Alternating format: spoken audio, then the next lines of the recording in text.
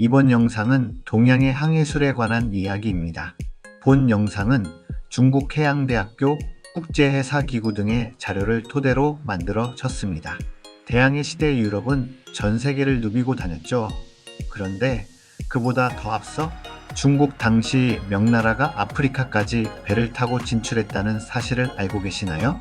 길이 120m에 무게 8,000톤의 배, 지금으로부터 600년 전 바다 위에 거대한 섬이 떠다녔습니다.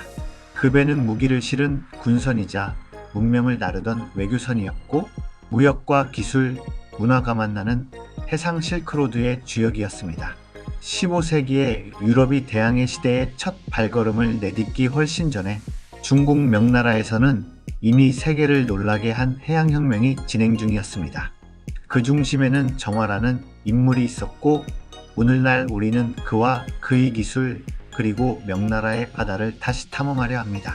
1405년 명나라 영락제는 궁중왕관이자 무장이었던 정화에게 특별한 임무를 내립니다.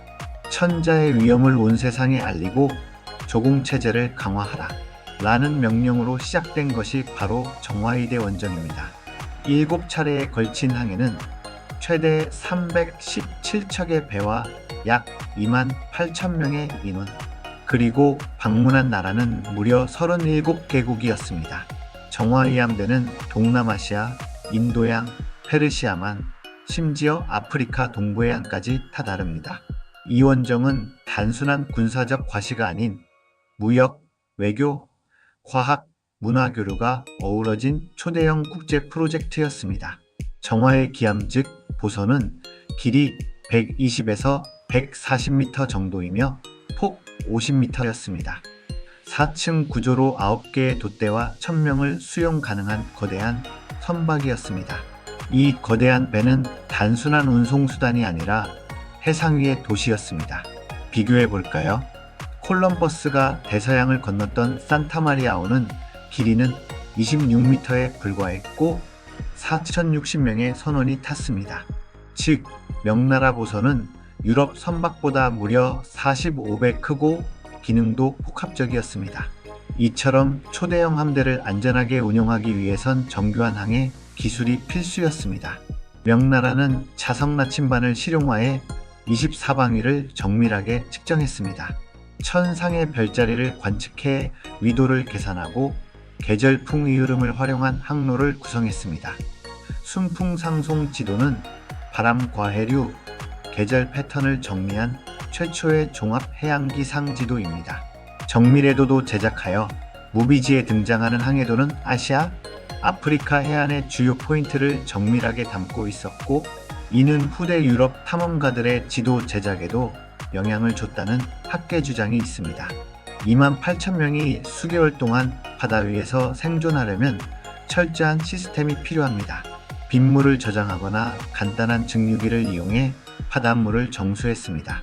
이는 하루 최대 1톤 생산 가능하였다 합니다. 배 위에서 나무통에 흙을 채워 콩나물, 상추 등을 키워 괴열병을 예방했습니다.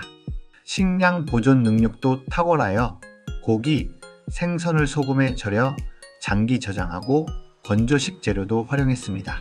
의료 시스템으로 의사와 약재를 피치하고 선내화재를 대비해 소금물 소화장치도 설치됐습니다.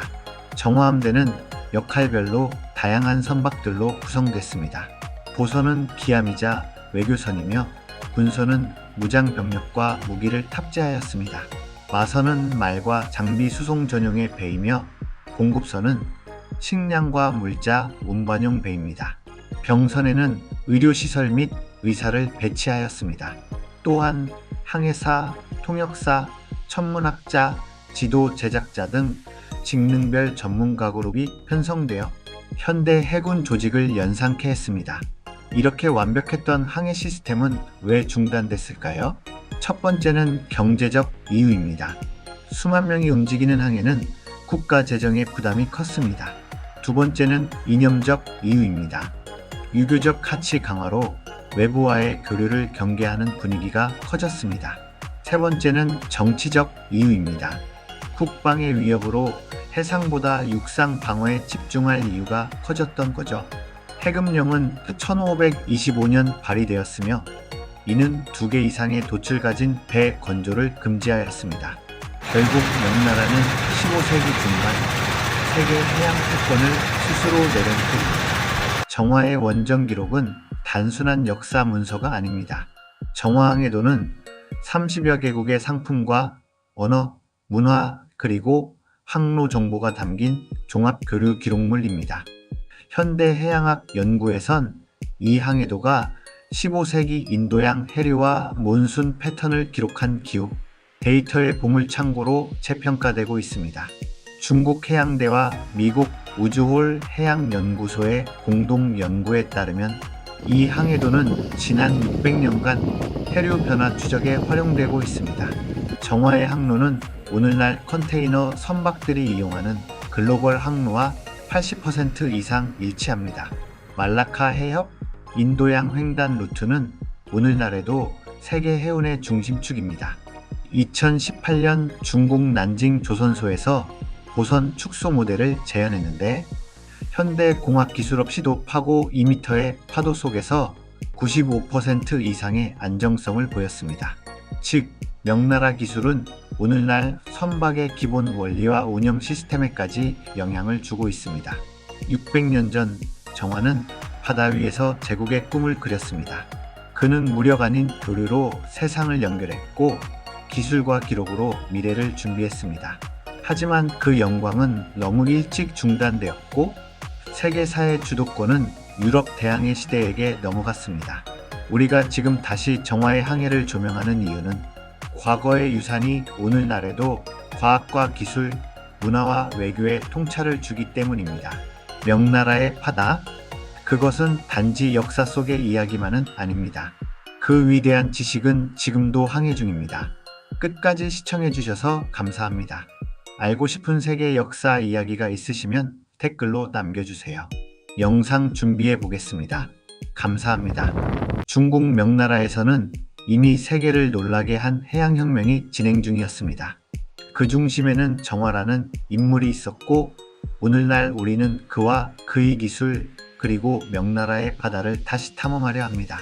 1405년 명나라 영락제는 궁중왕관이자 무장이었던 정화에게 특별한 임무를 내립니다. 천자의 위엄을 온 세상에 알리고 조공체제를 강화하라. 이 원정은 단순한 군사적 과시가 아닌 무역, 외교, 과학, 문화 교류가 어우러진 초대형 국제 프로젝트였습니다. 4층 구조로 9개의 돛대와 1000명을 수용 가능한 거대한 선박이었습니다. 세계사의 주도권은 유럽 대항해 시대에게 넘어갔습니다. 과거의 유산이 오늘날에도 과학과 기술, 문화와 외교에 통찰을 주기 때문입니다.